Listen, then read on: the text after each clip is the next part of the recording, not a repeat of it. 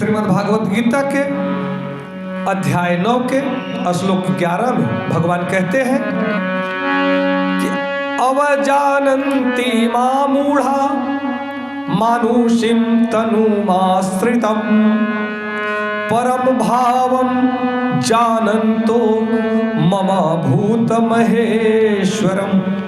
अर्थात जब मैं मनुष्य रूप में अवतरित होता हूँ तो मूर्ख मेरा उपहास करते हैं, वे मुझ परमेश्वर के दिव्य स्वभाव को नहीं जानते। भगवान कहते हैं कि जो अज्ञानी है, जो मूर्ख है, जब मैं मनुष्य के रूप में अवतरित होता हूँ तो वे हमारा उपहास करते हैं, मजाक उड़ाते हैं, वे हमारी शक्ति को नहीं जानते। परंतु मैं उन अज्ञानियों को, मूर्खों को समझते हुए मुस्कुराता रहता हूँ और उन्हीं पर हमें हंसी आती है कि वे इस दिव्य स्वरूप को नहीं समझ पाते और समझने में कभी सक्षम भी नहीं होते। जब वे परमेश्वर के दिव्य स्वरूप को नहीं जान पाते, वे अपने दिव्य स्वरूप को नहीं जान पाते हैं। इसलिए भगवान कहते हैं कि ईश्वर या नियंता अनेक है और वे एक दूसरे से बढ़कर प्रतीत होते हैं।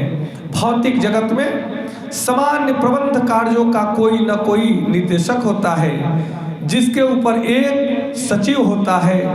इस मंत्री तथा उसके भी ऊपर राष्ट्रपति होता है। इनमें से हर एक नियंत्रक होता है, किंतु एक दूसरे के द्वारा नियंत्रित होता है। ब्रह्म संहिता में कहा गया है कि कृष्ण परम नियंता है। निसंदेह भौतिक जगत तथा वैकुंठ लोक दोनों में ही कई कई निर्देशक होते हैं, किंतु कृष्ण परम नियंता है। ईश्वरः परमः कृष्ण, अर्थात उनका शरीर सच्चिदानंद स्वरूप अर्थात अभौतिक होता है।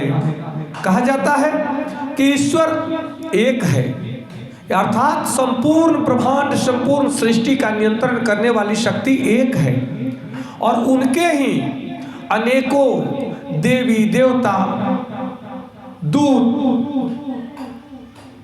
हर जगह हर पल स्थित होते हैं। तब मनुष्य जिस देवता को पूजता है उस देवता के द्वारा फल को प्राप्त करता है। उस फल को देने वाला भी वह ईश्वर है। वह देवता के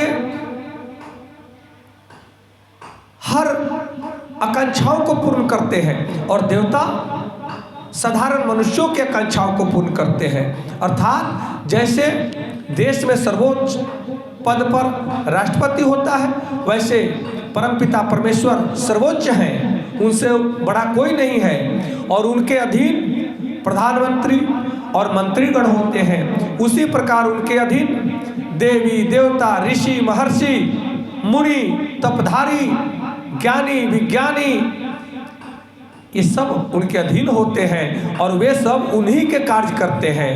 इस प्रकार हमें समझना अति आवश्यक है। जब तक हम इस सृष्टि चक्र सिद्धांत के व्यवस्था को नहीं समझ पाएंगे, तब तक हम परमेश्वर के दिव्य स्वरूप को नहीं जान पाएंगे। नमस्कार, धन्यवाद। जय श्री कृष्ण।